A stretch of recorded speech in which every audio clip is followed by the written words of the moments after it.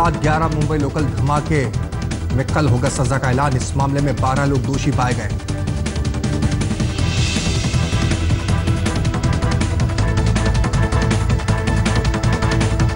JNU के पर्यूषण पर्व पर मीट बैन पर बॉम्बे हाईकोर्ट ने लगाया स्टे। 17 सितंबर को भी दुकानों में बिकेगा मीट। कुंभ में शाही स्नान के लिए 1 टीएमसी पानी छोड़ने के फैसले पर पुनर्विचार करे महाराष्ट्र सरकार। जनहित याचिका पर बॉम्बे हाईकोर्ट में सुनवाई। याचिकाकर्ता ने सूखे को बनाया था मुद्दा। कहा महाराष्ट्र में सूखे की वजह से खुदकुशी कर रहे हैं किसान। ऐसे में शाही स्नान के लिए इतना पानी छोड़ना सही नहीं।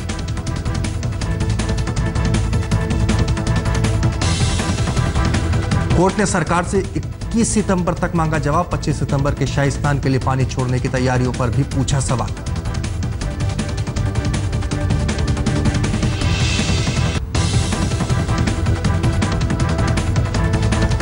गृह मंत्री राजनाथ सिंह के बयान पर शिवसेना का निशाना। का पाकिस्तान लगातार कर रहा है युद्ध विराम का उल्लंघन और गृह मंत्री कर रहे हैं अहिंसा की बात।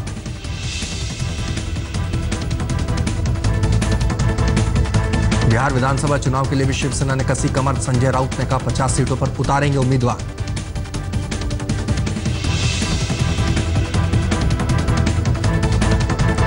बढ़ सकती है एनसीपी नेता और महाराष्ट्र के पूर्व मंत्री अजीत पवार और सुनील तटकरे की मुसीबतें। एसीबी ने भ्रष्टाचार के आरोपों में भेजा सम्मन। एसीबी के सामने 16 सितंबर को पेश होंगे अजीत पवार। 15 सितंबर को पेश होंगे सुनील तटकरे। मुंबई में अब रात 10 बजे तक दुकानें खुली रहेंगी। बीएमसी ने हाल ही में किया फैसला।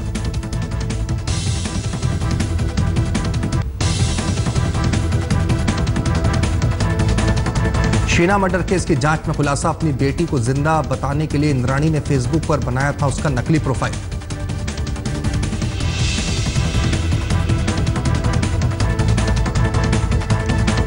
मलेशिया में मुंबई के मरीन इंजीनियर की संदिग्ध मौत। घरवालों का आरोप साथ में काम करने वाले मलेशियाई युवक ने की हत्या।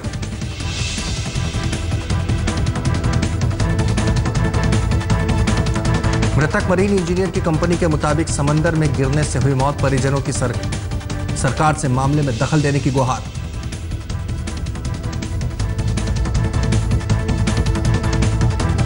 बॉम्बे हाईकोर्ट की गोवा बेंच ने रद्द की गोवा के पूर्व पीडब्ल्यूडी मंत्री चर्चिल अलेमाओ की जमानत याचिका। अलेमाओ पर लुइस बर्जर केस में रिश्वत लेने का आरोप।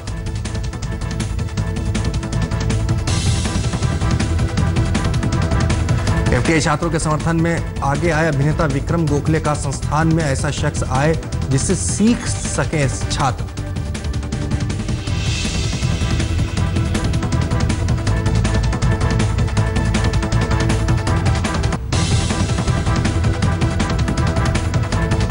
बॉलीवुड अभिनेत्री जूही चावला ने बॉम्बे हाईकोर्ट में दाखिल की याचिका। मोबाइल टावर के रेडिएशन से सेहत को खतरे का मुद्दा बनाया। 17 तारीख से शुरू हो रही गणेश चतुर्थी को देखते हुए मुंबई पुलिस ने कसी अपनी कमर। ड्रोन के जरिए शहर पर रखेगी नजर।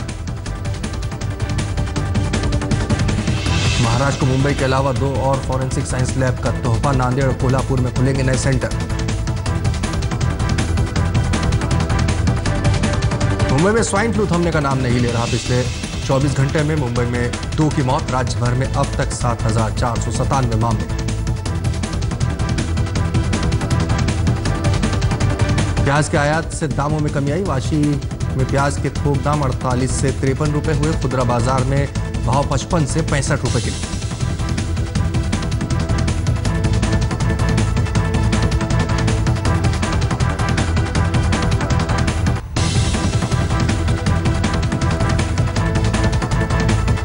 बाजार संभल कर 2 हफ्ते के उच्चतम स्तर पर। सेंसेक्स 246 अंक उछलकर 25,856 पर बंद।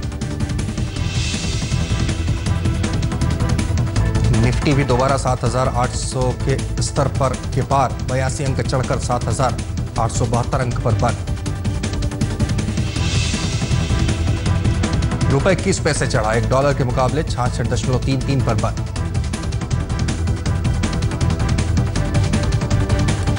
बिग बॉस की प्रतियोगी रह चुकी पूजा मिश्रा का वीडियो वायरल। होटल मैनेजर से बदसलूकी का मामला।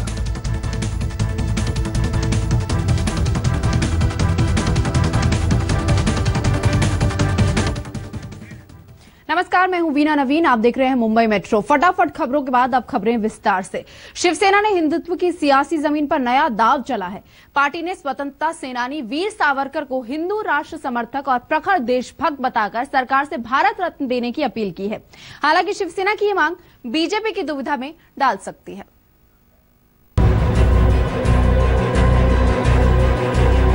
पिछले हफ्ते मीट बैन पर हंगामा मचाने के बाद शिवसेना फिर अपने फॉर्म में आ गई है।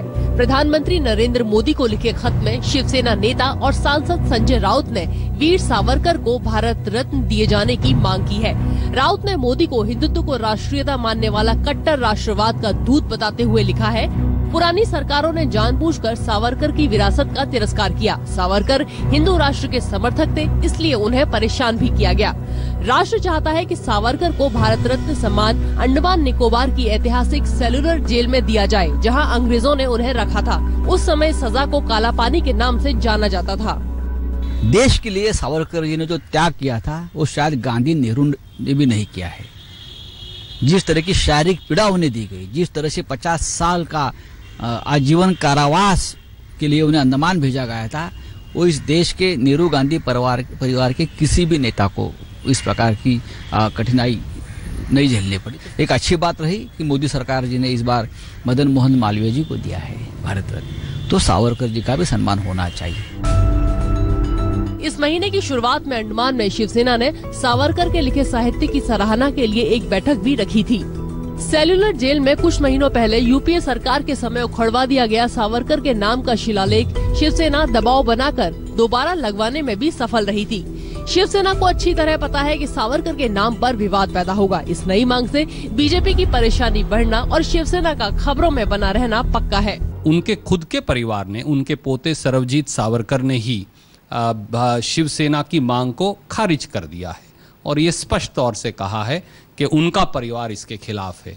इसलिए इस प्रकार की राजनीतिक बातें अब करने का कोई लाभ नहीं, हम इसको सिरे से खारिज करते हैं। विनायक दामोदर सावरकर को भारत रत्न देने की मांग यूं तो पुरानी है, लेकिन इस मुद्दे को एक बार फिर से नए सिरे से हवा देकर शिवसेना एक तरफ अपना हिंदुत्ववादी चेहरा भी आगे लाना चाहती है और दूसरी तरफ भाजपा को घेरना भी। कैमरामैन राकेश सालस्कर के साथ कमलेश सुतार, मुंबई आज तक। बॉम्बे हाईकोर्ट ने 17 सितंबर को मीट की बिक्री पर लगी रोक पर स्टे का आदेश दिया है। हालांकि कोर्ट ने 17 तारीख को पशुओं को मारने पर लगी रोक पर दखल देने से इनकार कर दिया है। मीट बिक्री पर लगी रोक के खिलाफ बॉम्बे मीट डीलर्स एसोसिएशन की अर्जी पर सुनवाई करते हुए कोर्ट ने यह फैसला दिया है। हालांकि कसाई खाने उस दिन बंद रहेंगे। मीट पर लगे प्रतिबंध को हटाने का बॉम्बे हाईकोर्ट का फैसला पिछले हफ्ते बॉम्बे मीट डीलर्स एसोसिएशन की तरफ से दायर याचिका पर आया। बीएमसी ने इस बार जेएनयू के पर्युषण पर्व के दौरान 2 दिन के लिए मीट की बिक्री पर रोक लगा दी थी, जबकि राज्य सरकार की ओर से जारी एक सर्कुलर में भी 2 दिन के लिए मीट की बिक्री पर बैन लगाया हुआ था। कोर्ट ने वो सर्कुलर को स्टे कर दिया है और सभी तारीख को मटन और फिश और चिकन अलाउ रहेगा। इसमें कोई किसी तरीके का व्यवधान बीएमसी या सरकार या पुलिस नहीं कर सकती है। मुंबई में इस 4 दिन के मीट बैन को लेकर काफी राजनीति हुई। बैन के पहले दिन ही शिवसेना और एमएनएस ने सड़क पर उतरकर इसका विरोध किया। इसके बाद बीएमसी ने खुद विशेष सत्र बुलाकर अपना लगाया बैन वापस ले लिया। कोर्ट में भी बीएमसी बैन के पक्ष में अपना पक्ष मजबूती के साथ नहीं रख सकी। सरकार ये भी बताने में नाकामयाब रही कि चिकन, फिश और अंडे और मटन में फर्क क्या होता है। चूंकि चिकन और फिश और अंडा उन्होंने पहले शुरू में अलाउ किया हुआ था, बाद में चिकन और मटन के ऊपर बैन किया हुआ था, तो इस वजह से ये एक अजीब तरीके का केस कोर्ट के सामने आया हुआ था। कोर्ट ने इसको स्टे कर दिया है। हालांकि कोर्ट ने ये साफ किया है कि स्टे सिर्फ मुंबई को लेकर दिया गया है, किसी दूसरी जगह को लेकर नहीं।